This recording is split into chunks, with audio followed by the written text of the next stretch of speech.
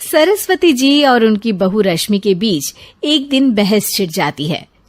आखिर किसका काम ज्यादा आसान है, बहू का या सास का? माँ जी, सास को काम ही क्या है, आपके सारे काम उंगलियों पे तो हो जाते हैं। कुछ भी। हाँ, हिसाब तो उंगलियों पे ही हो जाता है ना। अरे बेटा, ऐसा सिर्फ अभी लगता है। जो मुझे करना पड़ता है ना, वो तुझे करना पड़े तो समझ आएगा कि असली काम का पहाड़ कैसा होता है।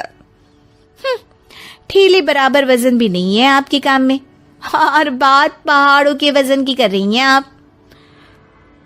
तू ऐसा करती ही क्या है घर में बेटा, ये तो बता मुझे। मैं थोड़ी ना कुछ करती हूँ, सब जादू से हो रहा है इस घर में। अरे एक दिन मेरा काम करोगी तो समझ आएगा। Okay okay, shut up. कल से मैं घर के काम करूंगी और तू मेरी जगह हर चीज का हिसाब रखना, ठीक है? ठीक है, ये भी कर लेते हैं। ये सास बहू की डील के बारे में रश्मि के पति अमन को नहीं पता था और ना ही अमन के पिताजी सुरेश जी को। पर गेहूं के साथ साथ जैसे घुन भी पिस जाता है, ये दोनों भी पीसने वाले थे। सुबह अमन उठकर रेडी होता है ऑफिस जाने के लिए, तो पता है उसके कपड़े नहीं निकले हुए हैं। अरे रश्मि, तुमने मेरे कपड़े नहीं निकाले? अपनी माँ से पूछो ना, उन्हीं का काम है ये। अमन अपनी माँ के पास जाता है। अब मेरे कपड़े आज आप देने वाले हो क्या माँ? हाँ, देना तो मुझे ही चाहिए, पर तेरी बहू ने कपड़े धोने ही नहीं डाले, तो कोई भी धुला हुआ कपड़ा नहीं है बेटा। हैं? ऐसा क्यों? कपड़े तो धोने आप ही देते हो ना माँ? अरे बहू ने तुझे बताया नहीं, अब हम अदल बदल गए हैं। मैं अब बहू और तेरी बीवी सास। अमन परेशान हो गया। वो बिना इस्त्री के कपड़े पहनकर ऑफिस चला गया। सरस्वती जी अपने घुटने के दर्द के कारण झुककर घर साफ नहीं कर पा रही थी और ना ही खाना बनाना याद रख पाई। उधर रश्मि पहले ही दिन घर की चाबी घुमा चुकी थी और 300 रुपए का हिसाब अलग नहीं मिल रहा था। पर दोनों का ही घमंड कैलाश पर्वत से भी बड़ा था और दोनों ही खेमे एक दूसरे की बात मानने को बिल्कुल तैयार नहीं थे। शाम को जब सुरेश जी और अमन खाना खाने बैठते हैं तो सरस्वती जी उनके सामने गाजर और पपीते लाकर रख देती हैं। अरे माँ, ये क्या है? ख्याली पुलाव के साथ सलाद। माँ जी खाना बनाना भूल गई लगता है। अरे एक एक चमन्नी का हिसाब है मेरे पास, खाना बनाना कैसे भूल जाऊंगी? ये तो मैंने पढ़ा था कि फल फ्रूट खाने से सेहत अच्छी रहती है, इसीलिए ये ले, एक फल खा ले। रात को सुरेश जी और अमन अपनी मीटिंग बिठाते हैं अकेले में। बाबूजी, इनकी लड़ाई के कारण ना हमें ठीक से खाना मिल रहा है, उल्टा घर के सारे काम रुक गए हैं।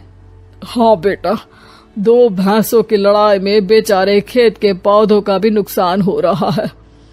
पर पापा, क्या बताऊं आपको, मैंने माँ को इस महीने की 2 तारीख को बिजली के बिल के पैसे दिए थे। आज बिल भरने के लिए मांगने गया तो पता चला कि रश्मि उन पैसों से गैस सिलेंडर ले आई। अच्छा, तो सिलेंडर के पैसों का क्या हुआ? अब सिलेंडर के तो कोई पैसे नहीं थे बाबूजी, हमारे घर पर गैस की पाइपलाइन लगी है ना। बेटा, इन दोनों का कुछ करना पड़ेगा, नहीं तो अपने घमंड के चक्कर में पूरा घर बर्बाद कर डालेंगे ये दोनों। अमन और सुरेश जी काफी सोच विचार के बाद एक निष्कर्ष पर पहुंचते हैं। रात ही को दोनों अपनी पत्नियों की अलमारी से नई साड़ी निकालते हैं और सुबह जब रश्मि और सरस्वती जी उठते हैं तो देखते हैं कि दोनों पति साड़ी पहनकर चढ़ाव पर सब्जियां काट रहे हैं। अरे ये सब क्या हो रहा है? क्या हो रहा है मतलब? आप दोनों अदल बदल हो सकते हो तो हम क्यों नहीं? अरे क्या मतलब? नहीं नहीं, मेरी भी बचपन से किसी की बहू बनने की इच्छा थी, तो आज से सरस्वती तुम बड़ी बहू, मैं मिडल बहू और अमन छोटी बहू। अरे लेकिन सब घर पर बैठ जाएंगे तो कमाएगा कौन? ये घर कैसे चलेगा? अब वो तो भैया या बाकी लोग जाने, अब हमने भी अदल बदल कर ही लिया है तो कुछ नहीं हो सकता।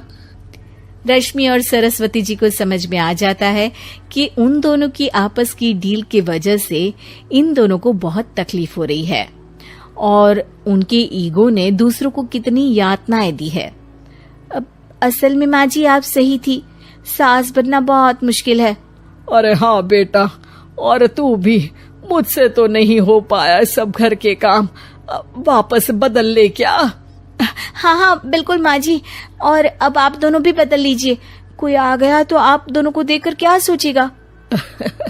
अच्छा है, आप दोनों के समझ में ये बात तो आई, मैं फटाक से कपड़े बदल लेता हूँ। अरे रुक जा बेटा, एक फोटो ले लेती हूँ तेरी, मेरी बेटी होती तो तेरे जैसी ही दिखती साड़ी में।